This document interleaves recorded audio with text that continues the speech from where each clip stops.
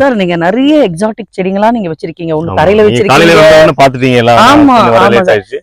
எல்லா செடிகளும் பாத்துட்டீங்க. எல்லா செடிகளும் பாத்துட்டேன் சார். அதே மாதிரி நான் அங்க ஒரு மிளகு செடியும் பார்த்தேன் சார். நம்ம ஊர்லயும் இப்படி வந்திருக்கே அப்படின்னு சொல்லிட்டு நான் ரொம்ப மிளகு ஆமா, அது நாங்க கொஞ்சம் நிழலான இடத்துல வச்சா நமக்கு மிளகு கூட வரும். இப்ப மாடி தோட்டத்துல கூட மிளகு செடியை வளர்க்கலாம். இப்ப அந்த மாதிரி நம்ம ஊர்ல வரோங்கிறத நிரூபிக்கிறதுக்கு தான் நிறைய செடிகளை நம்ம நர்சரியில நம்ம தோட்டத்துல வளர்த்துட்டு இருக்கோம். நம்ம நர்சரியை பொறுத்த வரைக்கும் மாடியில வளர்க்குறோம், தோட்டத்தை பொறுத்த வரைக்கும் தரையில வளர்க்குறோம், கவர்லயும் வளர்க்குறோம்.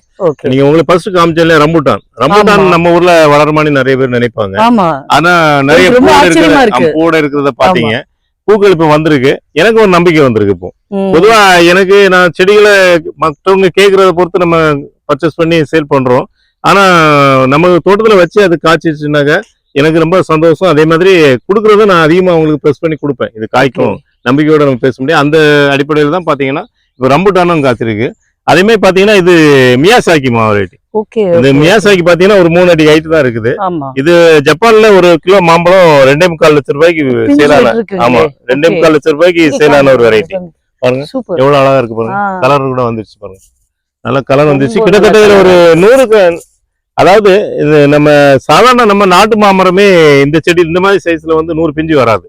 ஆனா எனக்கே ஆச்சரியமா இருந்தது, 100க்கு மேல பிஞ்சுகள் வந்தது. இதுல இன்னும் கூட நிறைய பிஞ்சு இருக்கு பாருங்க. பிஞ்சு இருக்கு. ஆமா இருக்குல்ல, 100க்கு மேல பிஞ்சு இருக்கு. இந்த இடத்துல இந்த சைடுலயும் இருக்கு. எல்லாமே பிஞ்சு நிறைய இருக்கு. நான் நேற்றைக்கு தான் ஒரு 60-70 பிஞ்சு கட் பண்ணிட்டேன். ஏன்னா நிறைய பிஞ்சுகள் இருந்ததுன்னா உங்களுக்கு காய் பெருசாகாது. அதாவது இதனுடைய சக்தின்னு ஒண்ணு இருக்கு இல்லையா, இந்த மரத்தினுடைய சக்திங்கிறது ஒண்ணு இருக்கு. அதுக்காக நிறைய காய் எடுத்துட்டேன். இப்ப இந்த இதுல நிறைய பிஞ்சு இருந்தது. இப்ப ரிமூவ் பண்ண பிறகு காய் ஒரு நல்ல தெளிவா இருக்கு. ஓகே சார், நம்ம வீட்டுல கூட நம்ம வாங்கி வச்சிருக்கோம். ஒரு சில பிஞ்சு தானாவே விழுந்துருது. ஆமா, அது ஒரு லிமிட் தான்.